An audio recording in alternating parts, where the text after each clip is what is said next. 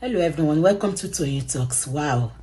How are you doing? Anyway, taking kọ́kọ́ kí yín náà, ẹ̀yin èèyàn gidi, èèyàn pàtàkì. Thank you all for watching. Ẹ ṣé gan-an, thank you for following us. And if you're new here, we say you're welcome. Thank you for joining us. A kú sinmi adẹ̀kú déédéé wòyí, Adébímpé Aláṣàdúrà lórúkọ mi. Ọ̀rọ̀ bàbá Àṣàkẹ́ àti Àṣàkẹ́ òun ni mo ní pé kí n wá sọ fún wa.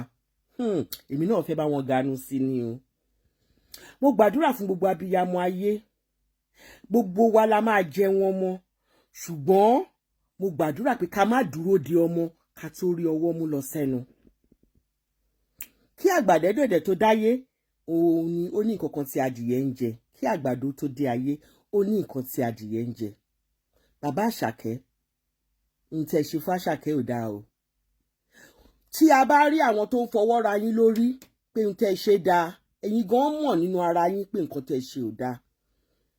Gbogbo àwọn tí wọ́n ń fọwọ́ ra yín lórí, àtẹni tó jẹ́ blogger ni, àtẹni tí ò jẹ́ blogger. Ta ló gbé ọmọ wá sórí ìkànnì? Ta ló gbé ọmọ wá sórí ayélujára?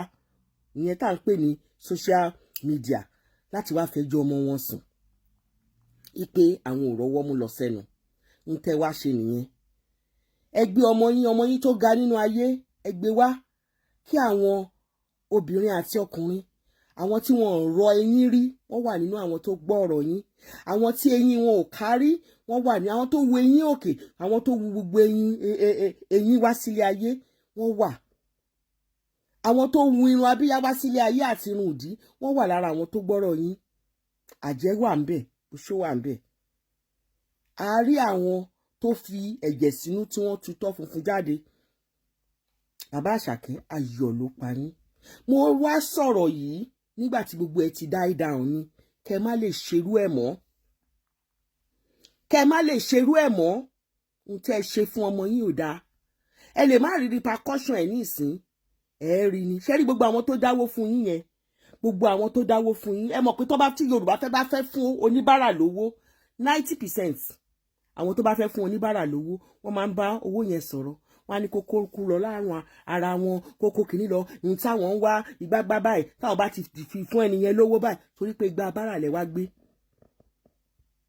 Díẹ̀díẹ̀ nínú àwọn tó dẹ̀ fi owó yẹn sọ yóò bọ́ sọ́dọ̀ oníbàárà, yóò fún ẹni tó ń tọrọ bára, àwọn ọmọ ẹ̀ náà wọ́n á fara kó. Ohun tí ẹ ṣe fún Àṣàkẹ́, ẹ lè má rí repercussion ẹ̀ ní ọdún yìí, ẹ lè má rí lọ́dún tó ń bọ̀, ṣùgbọ́n ẹ já ọmọ yẹn bọ́.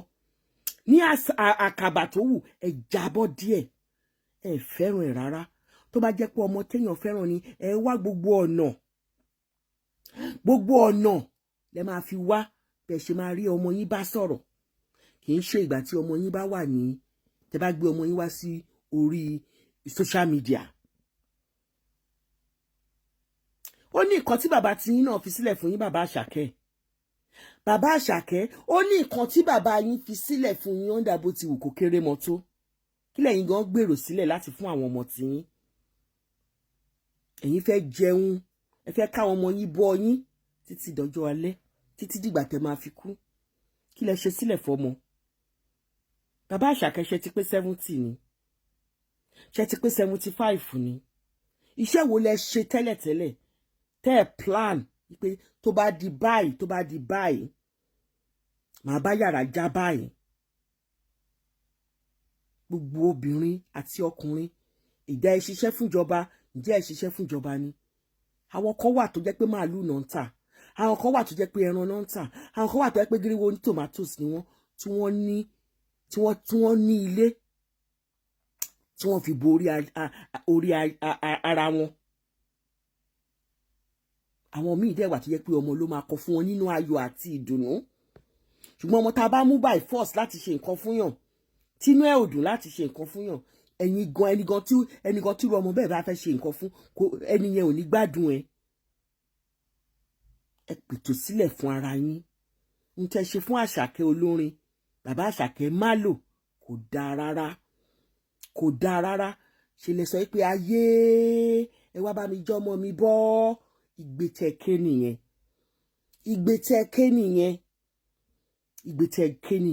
Mo gbàdúrà fún gbogbo abiyamọ tó máa gbọ́ ọ̀rọ̀ yìí. Ẹ jẹ́ wọn mọ́ ṣùgbọ́n ẹ kò ní dúró de ọmọ kẹ́ tó rí ọwọ́ mú lọ sẹ́nu. Tó bá di kọ̀rọ̀ǹgídá ó ní bá ṣe máa ń ṣe. Ó ní bá ṣe máa ń ṣe.